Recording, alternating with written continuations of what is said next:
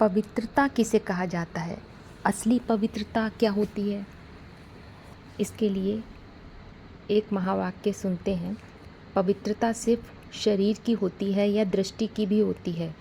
दृष्टि से वृत्ति बनती है, वायुमंडल बनता है। दृष्टि की भी पवित्रता नापी जाएगी या नहीं? पवित्रता का फाउंडेशन क्या है? दृष्टि, वृत्ति और संकल्प। जैसे संकल्प चलेंगे वैसे ही सपने भी आएंगे। वार्तालाप पॉइंट है। तो पवित्रता दो तरह की बताई गई मुरलियों में।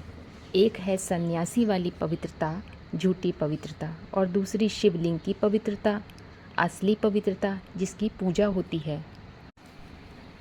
अब आध्यात्म में समझते हैं कि सच्ची पवित्रता क्या है।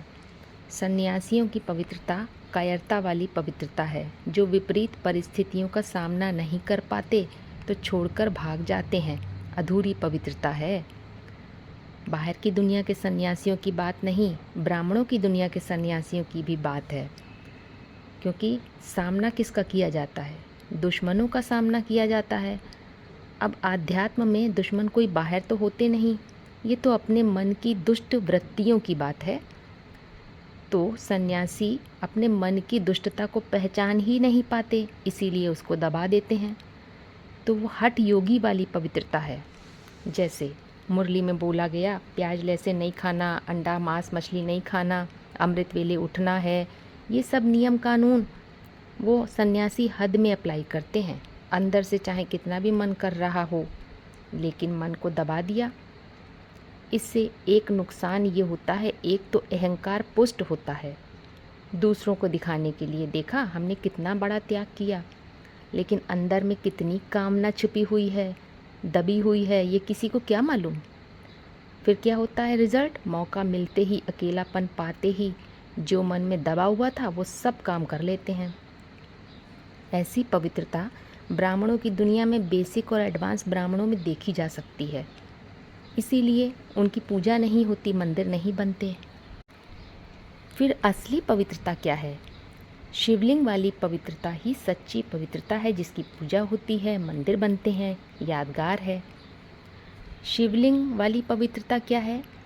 अब शिवलिंग निराकार और साकार दोनों प्रकार के सत्य का प्रतीक है। उसमें 3 हिस्से हैं, बिंदु, लिंग और जलाधारी।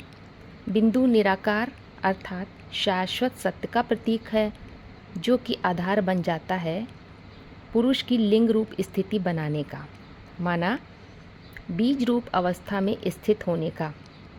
और जलाधारी है प्रकृति अर्थात योनि रूपी माता, जिस प्रकृति के मध्य रहते हुए भी लिंग रूप खड़ा हुआ है, अचल अप्रभावित केंद्रित बुद्धि के आधार पर। परिधि में जितने भी कर्म होते हैं वो सब अप्रभावित होते हैं, क्योंकि प्रकृति तो 4 अवस्थाओं से पसार होती है। किंतु हमने सत्य को यदि केंद्र बनाया है तो हर कर्म करते हुए भी अकर्ता, असोचता, अभोक्ता। इसके लिए शास्त्रों में गायन है, बिनु पग चले सुने बिनु काना, कर विद कर्म करे विधि नाना, आनन रहित सकल रस भोगी, बिनु बानी बक्तावर जोगी। जिसको आँख नहीं है फिर भी देखता है, उसको कान नहीं है फिर भी सुनता है, मुख नहीं है फिर भी बोलता है। कैसे बोलता है? वो कवि लोग तो कविता करके चले गए, वो कवि उस मर्म को फिर भी जानते थे।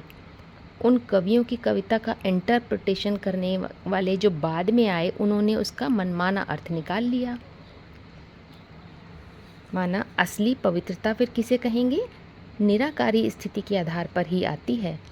जब मन और बुद्धि एक सत्य में एकाग्र हो जाते हैं तो ऐसी वृत्ति तैयार होती है, ऐसा जिस ऊंचा दृष्टिकोण तैयार हो जाता है, जिसमें कैसी भी विपरीत परिस्थितियों के बीच रहते हुए भी चंचल मन रूपी घोड़ा अचल अडोल स्थिर एक सत्य में टिक जाता है। इसीलिए शिवलिंग को जलाधारी में दिखाते हैं। शिवलिंग पुरुष का प्रतीक है और जलाधारी प्रकृति का। ये पुरुष और प्रकृति का ऐसा सामंजस्य है, ऐसी श्रेष्ठ प्रवृत्ति है, प्रकृष्ट वृत्ति है कि दोनों एक दूसरे में लिम्पायमान होते हुए भी एक दूसरे से अप्रभावित हैं,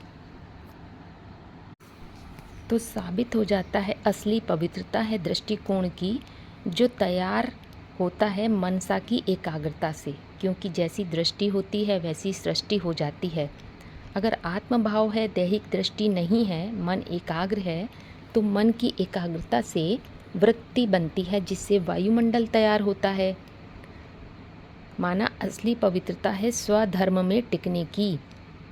धर्म माना धर और माँ का योग, मन में धारण करना।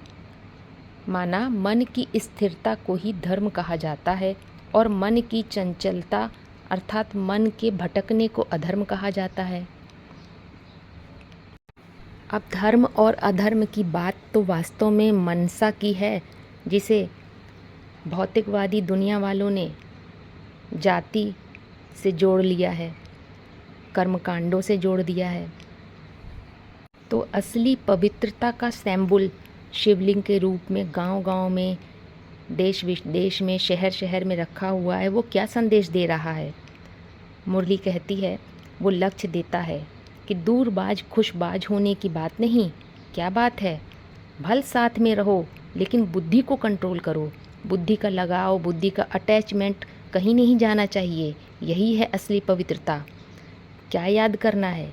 XYZ कोई को नहीं याद करना है। जो ऊंचे से ऊंचा पाटधारी है, अब ऊंच नीच की बात परम धाम की तो है नहीं, इसी दुनिया की है। तो इसी दुनिया में रह कर के कर्मेंद्रियों से जो ऊंचे से ऊंचा पाट बजाकर दिखाए और एवर प्योर साबित होकर दिखाए, वो है ऊंचे से ऊंचे का संग का रंग।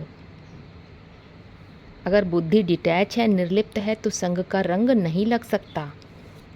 सारा खेल वास्तव में मन बुद्धि का है। तो असली पवित्रता क्या हुई? वरऊँ शंभु न तो रहूं कुंवारी, एक शिव बाबा दूसरा न कोई। यही है असली पवित्रता।